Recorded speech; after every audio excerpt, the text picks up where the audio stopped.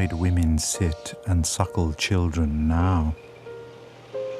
Armed men may murder them in passing by, nor law nor parliament take heed. Then close your ears with dust and lie among the other cheated dead. In November 1920, Ireland was a dangerous place. It was the second year of the War of Independence, and the nation was gripped by terror. And in the rolling countryside of South Galway, the shooting dead of a 24-year-old woman shook a family and a close-knit community to the core. That woman was Eileen Quinn, and she was my great-aunt. Connacht Tribune, November 6th, 1920. Eileen Quinn, a young married woman, was shot by uniformed men passing in a lorry at her home at Kiltartan, Gort. Mrs. Quinn was sitting on a wall outside her door, holding her youngest child in her arms when she was shot through the hip. On my desk, I have a framed black and white photograph of Eileen. She looks like Scarlett O'Hara from Gone with the Wind. Her hair is tied back in a bow and she's looking up towards the sky. Growing up, I only ever heard snippets of stories about Eileen, but I always wanted to bring her memory to life. Hi there, great to see you again. Eileen's grandson, Gerard Quinn, has been helping me find out more about my great-aunt, who was killed in mysterious circumstances almost 100 years ago. You know, she has this She had very curly hair, which is presumably why it's so tight here. But my first daughter has exact same hair, so I see her in her. Gerard has spent a number of years researching what exactly happened on that fateful day. He is also my second cousin. My grandfather, Malachy Quinn, married Eileen Gilligan. So Eileen Quinn is my grandmother. She was born Eileen Gilligan in 1896 in a small townland in South Galway called Raheen. She was the second oldest in a family of 11 and went to the Convent of Mercy School in Gort. Unusually enough for the time, she stayed at school until she was 16. Eileen was a fan of literature and loved the sonnets of Shakespeare. She also loved music, so it's no surprise that she met her husband Malachy at a dance at the crossroads near her home. Malachy married Eileen. Yes, very young, I imagine, because she was killed when she was about 24 and she already had 3 children. Alfred, who was my father, Tess and Eva. So they were the 3 children, and of course there was one on the way as well. Eileen and Malachy's 3 children were under the age of 4, and in November 1920 she was 7 months pregnant. They owned their own farm, about 70 acres, and they had a servant girl to help with the children and the housework. They also rented another 70 acres from Lady Gregory, the local Protestant landlord who lived in Cool Park Estate near their home.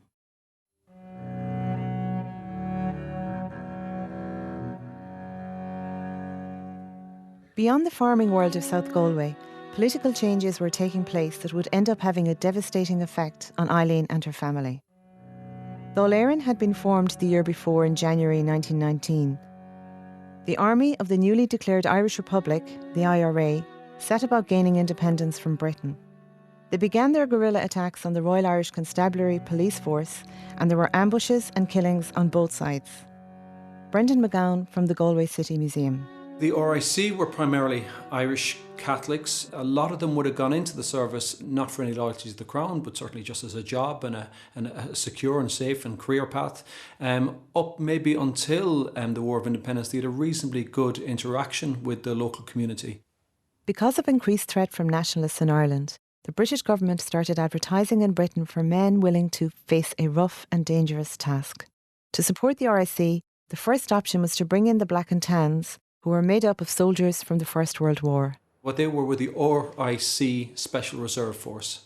They didn't have enough RIC uniforms when they arrived in Ireland, so they had a mismatch uniform, and they were soon nicknamed the Black and Tans. These were backed up by the auxiliaries, former British Army officers who wasted no time in making their presence felt. I suppose they were battle-hardened. They were sent here, in their eyes, to put down a terrorist organisation. They weren't, Irishmen, so maybe they had less feeling towards the native population.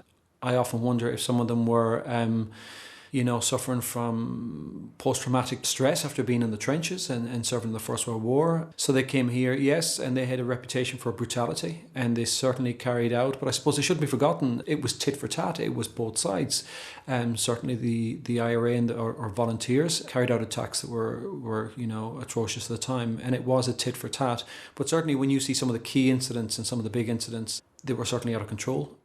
These tit-for-tat killings became known as reprisals, or revenge killings, where both sides responded to attacks with brutal retaliation. The policy of reprisals wasn't officially endorsed, but was tolerated, according to British MP for Oxford, Lord Hugh Cecil. It seems to be agreed that there is no such thing as reprisals, but they are having a good effect.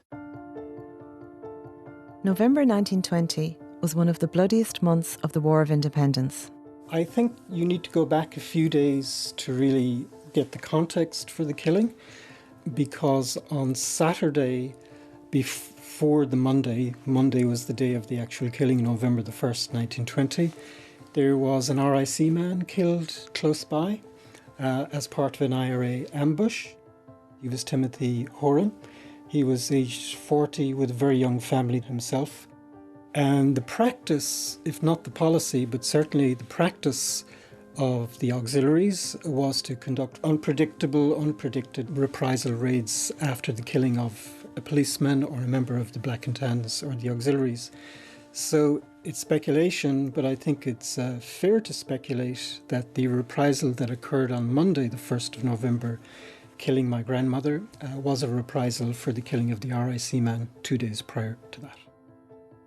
To some extent, life went on as normal. Cows needed to be milked and hay and turf needed to be saved. In other ways, the sound of Crossley tenders across the countryside would have terrified people, and people were at risk of night raids. People were fearful that if there was an attack on the RIC in their community, that there would be retaliation, and people were fearful of that. Curfews were in place. According to a written account by Lady Gregory, Malachy had brought in the harvest, dug the potatoes, trashed the corn, and was ready for the winter.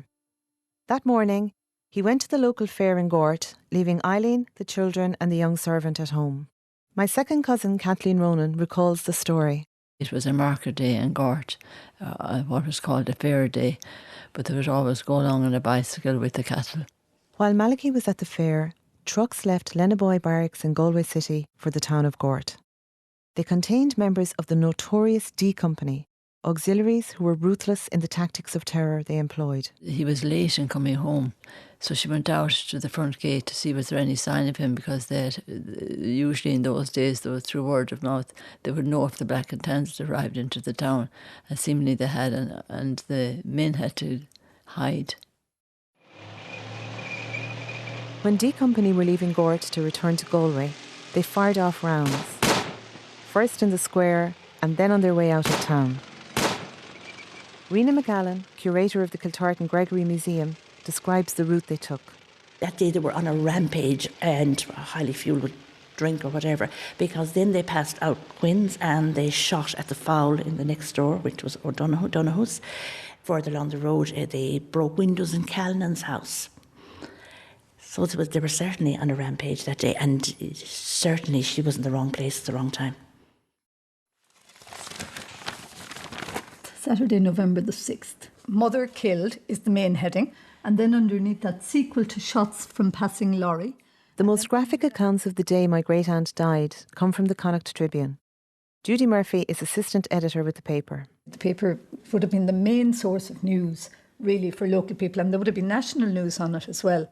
Being a journalist would have been very, very difficult, because you were literally trying to report on what was happening, but not antagonise either side so much that they stopped you reporting on what was happening. And that was a constant threat. At around 3:15 in the afternoon, the trucks could be heard approaching Eileen's house. They were in Crossley tenders, which are open-air trucks that would comfortably accommodate 6 people. She was sitting on a stile in her front wall adjacent to the main road. And the house was only about 15 feet behind that wall. And she had one of her children on her laps. And one part of the testimony is to the effect that the truck slowed down as they approached the house, and a shot or shots were fired. A servant girl assisted her to the porch. She bled profusely, was very weak, and suffered great pain. Her condition was serious. The child escaped. A priest and medical aid were quickly summoned from Gort, 2 miles distant. One of the main characters to emerge from the stories in the Connacht Tribune was the local parish priest from Gort, Father John Considine. At about 3 p.m, Malachy Quinn called for me and said he had just heard that his wife had been shot. I procured a motor car and hurried to the scene. At the gateway, there was a large pool of blood on the roadside. About 3 yards away, there was another pool, and the porch leading to the kitchen was actually covered with blood. The young girl, I think she was only about 17 or 18, who was a house servant at the time, gathered up all of the children and brought them upstairs. Eileen was brought into the lower level of the house on a chaise longue. I think it still exists. Dr. Sands from Gort and Dr. Foley from Ardrahan were quickly on the scene. Surgeons Mahan and O'Malley from Galway were wired for, but so great was the sense of terror that they couldn't get a motor car to take them to the scene. Eileen's suffering was obvious from Dr. Sands' statement in the Connacht Tribune.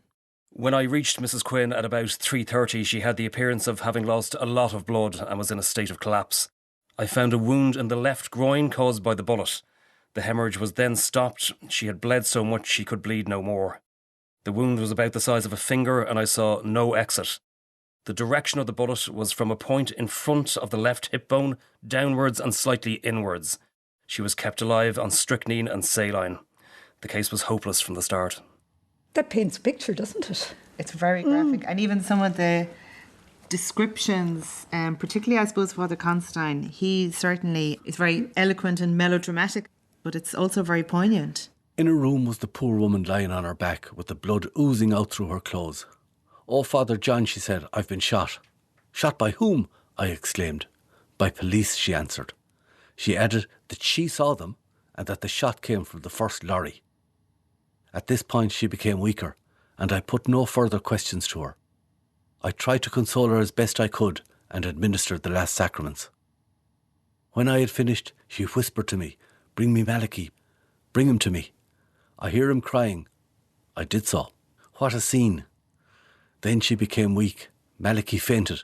He was so upset that he got a weakness and he was taken out and she looked for him. She knew she was dying, and I just imagine being your mother, leaving those small little children. And in the middle of all this chaos, some of the local women were concerned about Eileen's unborn child. And the fact that they tried to actually remove the unborn baby, the fetus, they tried to, but there were always women who were called handy women. They assisted at childbirth, but they tried to remove the baby and they weren't able to do it. They weren't successful. So that must have caused her awful pain altogether. Bad enough, the wound, obviously bleeding to death, but trying to remove the baby must have been. So I do think of the pain she went through. Must have been terrible for her. And in the 8 hours it took my great-aunt Eileen to die, the cover-up had already begun. She was also attended to by the Chief Constable of the RIC in Gort in the Bridewell Barracks, who refused to take a statement from her. The head constable arrived with a force of police and military. All seemed shocked at the tragedy. I asked him to go and see the woman. He wouldn't. He felt the trial would be too much for her. He answered, "I cannot." Father Considine was also quoted in the Connacht Tribune as saying that Eileen had information that could have identified her shooter. She claimed to know the identity of the shooter, which I take to mean that if there was a lineup, she could identify the person who pulled the trigger. But the RIC Chief Constable adamantly refused to take a statement. He did take a statement from the girl who was the house servant in the house at the time, but not directly from Eileen. And she bled to death, but the death was very agonising. It took 6 or 7 hours at least for it to happen. At 10:30 her condition became worse and we knelt beside her to recite the rosary and prayers for the dying. She tried to join in but was too weak. At 10:45 the little children who were playing began to cry, and with them all those in the house burst into tears. And when I read the last prayer of the ritual, she looked around and then closed her eyes and died. Eileen was waked at home and her funeral was held 3 days later. Connacht Tribune, November 13th, 1920. When the hearse arrived to take the remains to St. Colman's Church, Gort, where Requiem Mass was celebrated, the deceased's 3 little children cried loudly, and the witnesses of the painful scene were visibly affected. The remains rested in St. Colman's Church on Thursday night and were removed on Friday after Requiem Mass to Kiltartan Cemetery. The funeral was by far the largest ever seen in the district. A profusion of beautiful wreaths surrounded the coffin. From the altar, Father Considine mentioned that Eileen had written to him the day before her death. This morning, I had a note from her asking me to say Mass for her deceased friends. Little did she dream that prayers for the repose of her soul would be asked for today from the altar. Pray the Lord to have mercy on her soul, and may He give strength to her young husband to bear the awful affliction, and may He guide and protect her little children for all time. Why, after all these years, she's your grandmother, my great aunt, why do you think we're so fascinated by the story? Because there's never been historical closure. And it's testament to how these things are intergenerational. They're not just at the point in time when they happen. And look at us here, 100 years on, we're talking about it. That means the hurt has been transmitted, maybe diluted over time, but nevertheless still transmitted. But was anyone ever held responsible for my great-aunt's death? There was an official scramble to minimise the impact of what happened by authorities. Details of the military tribunal held on the day of Eileen's funeral were reported on extensively in the Connacht Tribune. 10 witness statements were made, including Father Considine, Eileen's doctors, the servant girl and a neighbour, as well as police witnesses themselves. The case was very sad and regrettable. He heard shots fired from the car he was driving. The local police did not make any serious investigations. He did not notice a woman on the wall between Gort and Ardrahan. The Crown representative objected to Mrs. Quinn's dying statement. The press was cautioned not to give the witnesses' names. Dublin Castle has issued an official report. And the verdict was delivered.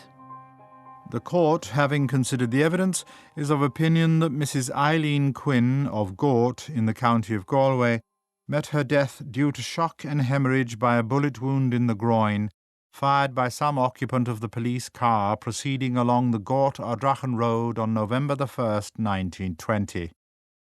They are of the opinion that the shot was one of the shots fired as a precautionary measure, and in view of the facts, record a verdict of death by misadventure.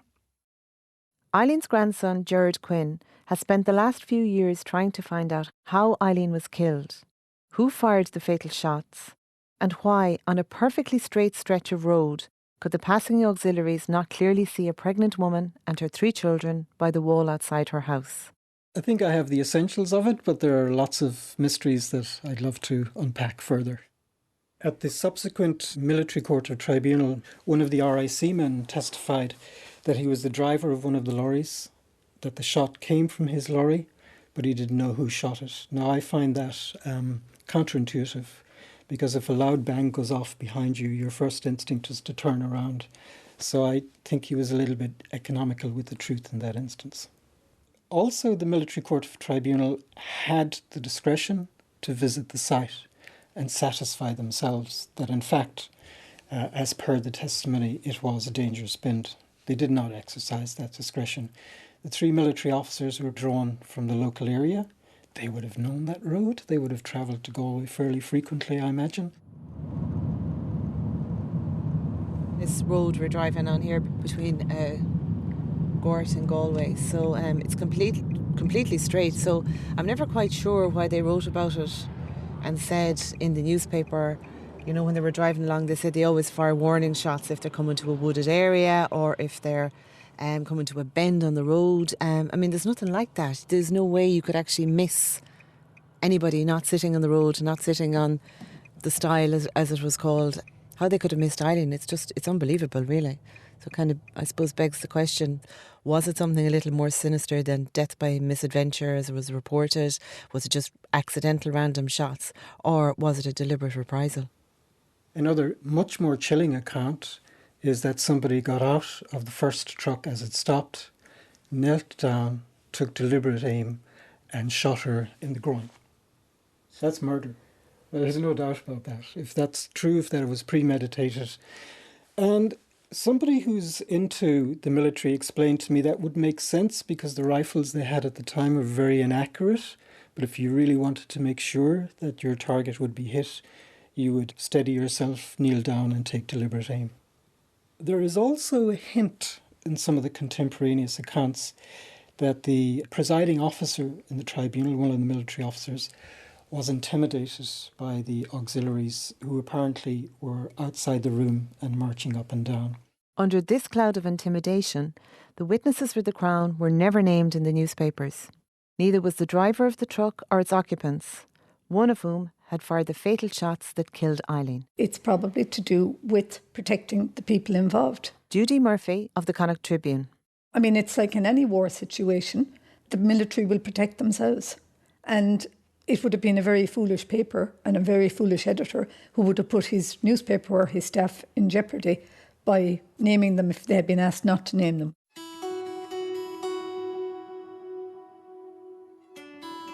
Gerard presumed that the military tribunal report would provide some answers, and his search took him to the National Archives in London. There were 200 episodes of these military courts of inquiry right around the country, and by regulation, these reports have to be made public. We have not been able to find the report of that military court of inquiry.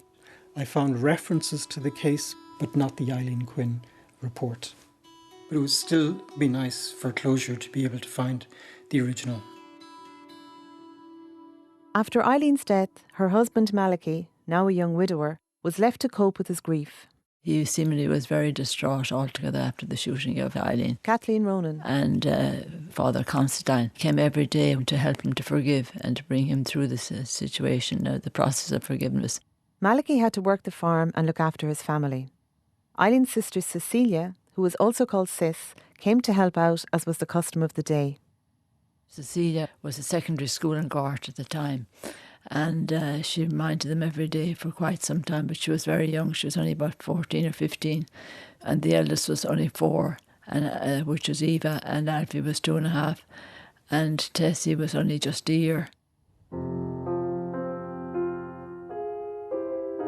It wasn't just the Quinn family who were devastated at what happened to Eileen. Lady Gregory owned Coole Park, a short distance from Eileen's house. She was co-founder of the Abbey Theatre along with her friend, poet William Butler Yeats, who also had a property in the area. She was outraged by what was happening in her neighbourhood. Lady Gregory was from the ascendancy Protestant landlord class. Rena McGallan of the Kiltartan Gregory Museum. But she was regarded as a nationalist, had nationalist sympathies and leanings. She felt very, very sad, for Malachy Quinn. Lady Gregory wrote a number of anonymous pieces in the London journal The Nation, as she felt that British people should be made aware of what was going on in Ireland. She actually wrote 6 articles for The Nation to let the English know what atrocities were happening in Ireland and what the work was going on with the Black and Tans. And one of the 3rd publications that she wrote was about the murder of Eileen Quinn. She was also frustrated with Yeats at the time, as she felt he was completely disengaged from Irish politics. She was a bit cross with Yeats because she felt Yeats had left this area. He left here in the autumn of 1919, and she felt that he wasn't here to witness firsthand this Anglo-Irish war, and that she was here watching her tenants being shot at and her houses being burned. The shooting dead of my great-aunt made national headlines and was the focus of a heated debate in the House of Commons. Yeats wrote about Eileen's death in 2 of his poems, Reprisals, where he asked, "Where may new married women sit and suckle children now?" and 1919. Yeats wrote a poem called 1919. It was a political poem. It is quite a bitter poem. And it opens with, "Nowadays are dragon-ridden. The nightmare rides upon sleep. A drunken soldiery can leave the mother murdered at her door to crawl in her own blood and go scot-free. Gerard thinks there might be a clue about who shot his grandmother, Eileen Quinn, in one of those lines. I'm a lawyer, so poetry is a bit elusive to me. I prefer bullet points, to be honest.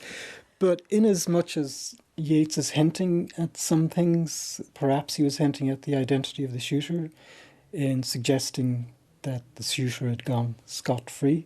The commander-in-chief of D Company was an infamous Scot. And also he mentioned drunken soldiery, and I think D Company was noted for, let's say, overuse of alcohol.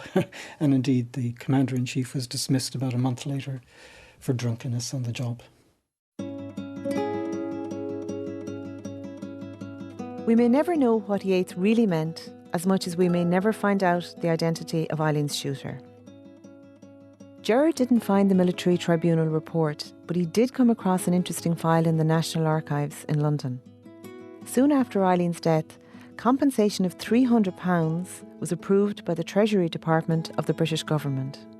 As regards the individual case of Mrs. Quinn, loss of a husband is loss of the family's main support, and loss of a wife, although it means loss of a housekeeper and the children's mother, is measured in money, an appreciably lesser loss. The file not only contains details of the payment to her husband Malachy, but it also includes correspondence between the civil servants on how best to deal with the issue. The circumstances of the death, however, seem from the file to be particularly deplorable and indefensible, and it is on these grounds that I should agree to £300. I agree, generally. I understand that £300 is the least we can expect to get off for. Presumably they wanted to avoid precedent setting for other ex gratia payments, but he did receive that money relatively quickly, within a year, I would say. £300, which must have been a considerable amount back in those days. There was no admission of guilt. The compensation was paid without prejudice. But one interesting feature that comes out from the internal dialogue is that there was a frank acknowledgement of the heinousness of the event. And while it may not be a public admission of guilt, in the absence of the military tribunal report, this indirect admission is the most acknowledgement of a wrong we can hope for. The Irish War of Independence ended with the truce in July 1921, and the Anglo-Irish Treaty was signed 5 months later. Life still went on for Malachy. He stayed living in the same house, and Eileen's sister Sis continued looking after the children. But the next generation of the family also felt the repercussions of what happened to Eileen. The eldest child, Eva, went on to join the nuns and train as a teacher. Eva was the one that was most affected because when she was 4 years of age, her mother was shot, and she was the one that found her outside the house. My second cousin, Kathleen Ronan. So she entered a convent and she started to fast, and she couldn't stop fasting, and she became anorexic, and the nuns were very good to her. They took her to a top specialist in UK and that, but they said she would die in her 30s if she didn't recover. And that's exactly what happened. She died she would be about 35, I suppose. So that affected her all her life. Eileen and Malachy's youngest daughter, Tessie, was in Eileen's arms when she was shot. She was only in her 20s, about 25. She died in childbirth, and because she retained the afterbirth, and her baby was born at home. Now it has been said that because she had a problem with retention of fluid or edema, that it could have been shrapnel from the gunshot wound to her mother on the hip that she may have absorbed it somewhere or another that affected her body. Eileen's grandson Gerard tells us about his father Alfie, Eileen and Malachy's middle child. That would have happened when he was about 3. He was present, as were the other children, but it's inconceivable that they wouldn't have witnessed something, and he was pretty traumatised by that experience. My father spoke very, very sparingly about it. I guess my mother spoke more about it because she was using it as a way to explain to us as teenagers where my father was coming from. He still had a sense of grievance over the loss, as we would expect. And he was full of contradictions in the sense that he would rail against British imperialism, but if he met an Englishman, he'd be their best friends, which I think is a good testament to, a sound intuition of forgiveness and reaching out all those years later, although the loss was very pronounced in his life. But one of my big regrets is he died when I was about 20, 21, so I never really had the time or the headspace to go into it in any depth with him. Happier times were in store for Malachy. In 1938, 18 years after Eileen's death, he married again, this time to Eileen's sister, Sis. My cousin Kathleen Ronan is also his daughter from that second marriage. She was so young, taking care of all those children. She was amazing. She sacrificed her life, really. Well, it was apparently conventional at the time that your next option would be to marry the sister of the deceased wife. I can't quite relate to that in 2019 terms, but in 1920, apparently that was the practice. He always believed that everybody deserved a second chance and that having children kept you young and was very good for you. So he maintained that we kept him young, the second family. Malachy and Sis went on to have 5 children. The eldest is Carmel, then there's my sister Eileen, and my brother John, who has now died, and I'm number 4, Kathleen, and then the youngest is Malachy. But one of the things they did, which was remarkable, they brought music and dancing into the house. I think it was in order to forget the past, and we had a party every Saturday night where we had people locally who were playing music would come and play music, and we would have set dancing, and anybody who could do step dancing did the step dancing. We had such a happy home, really. We always felt so well cared for. But at the same time, I always knew that my father had gone through a great trauma, and particularly, I think it was 1960 when we got our television first. And the very popular Western movies were on, and they would be on maybe a Sunday evening at about 7 p.m. Major, we haven't heard a single shot out of that. Do you suppose my kid could have gotten through? Well, that's no concern of ours. And my mother loved the Western because she loved horses and she loved countryside. It was always a romance in the Western. But my father went dark in his face when he saw the shooting. And if it was even 7 p.m. in the evening, he went off up to bed with a long, dark face. So he didn't like anything to do with shooting. Malachy never forgot his first wife, Eileen, but he still found it difficult to talk about her. My father thought very highly of her. He often said quietly in the house that the way she did everything was so perfect and that she was a great person. That woman that was here before is what he would say. He would never mention her name.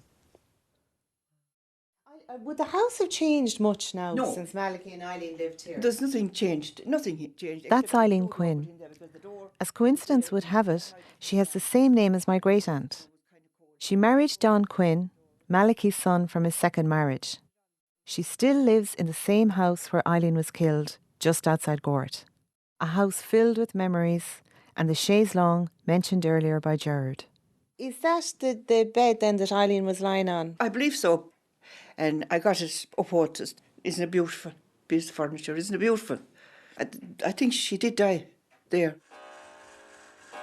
Pictures of Eileen and Malachy's wedding day still hang on the wall, and the grandfather clock that Malachy used to wind every night continues to tick and chime. I got married in 69 and he died in 72, wasn't it? I was 3 years here with him. Yeah. A very nice man. Very quiet. Reserved. And he never talked about what happened? It was never referred to? Never. Never. Not a word. No. What happened to it? I'd say he never got over it. I'd say he was, stunned. Here at Eileen's home, her memory is still being kept alive a century later. I light a candle and I leave it outside for, and I get a mess set, always. The 1st of November it happened. I always get a mess. That's the start of the Holy Souls. It is. And before John Quinn died, he had time to complete the one thing he had always wanted to do: erect a plaque to commemorate his father's first wife. He was talking about it for so long that he wanted to put it up in memory of her. He thought she should be remembered for what happened. In memory of Eileen Quinn, murdered by the Black and Tans the 1st of November 1920. Well, that'll be there forever anyway. That won't come down out of that. And Kathleen has one last surprise for me. This is, my mother gave it to me years ago because I was always interested in quotations.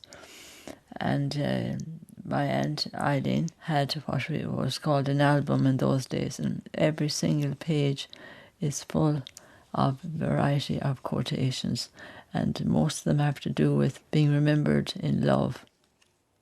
When you shed a tear in silence for one you love so dear, think of him who loves you dearly and would wish that you were here. Now that exactly explains the separation between my Aunt Eileen and my father Malachy. Lovely lasting words. I'm so happy my mother gave it to me. I show the album to Gerard.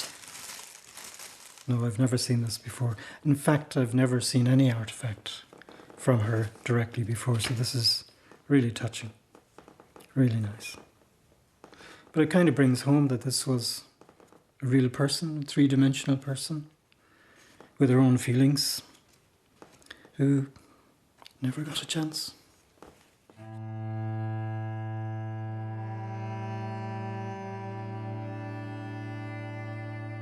The rampant violence left its mark on South Galway in the winter of 1920. Eileen's death was not an isolated incident. As well as the killing of an RIC constable in an IRA ambush just before Eileen was killed, brothers Pat and Harry Lucknan were taken from their farm in Shenaglash by the auxiliaries, and their mutilated bodies were found a week later in a muddy pond. These events are never really in isolation. It probably was a reprisal for the killing of Constable Horan 2 days beforehand. He left a wife and 3 very young children. And later on, maybe 3 weeks after the killing of Eileen, the Lucknan brothers were tortured and murdered. And I think there's an awful symmetry of suffering between all of those 3.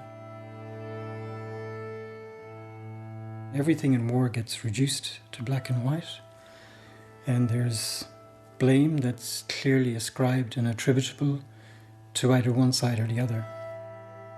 And I think that one of the aspects of looking at it 100 years later is that although it's very immediate and present, that gives you perspective, maybe a vantage point, not to hate, you know, not recrimination, but to reach out and say, we forgive. We have to move on. It's hard, but we have to forgive. I'm back at my desk. Eileen is still looking skyward in the photograph, and I'm having a last look through the album. And there's one verse written by a teenage Eileen that sums up my journey to find out, at least a little bit, 100 years later, who my great-aunt really was. When the leaves of this album are yellow with age, and the words that I write are dimmed on the page, then think of me kindly and never forget that wherever I am, I'll think on you yet. I'll see you in my dreams, hold you in my dreams. Someone took you out of my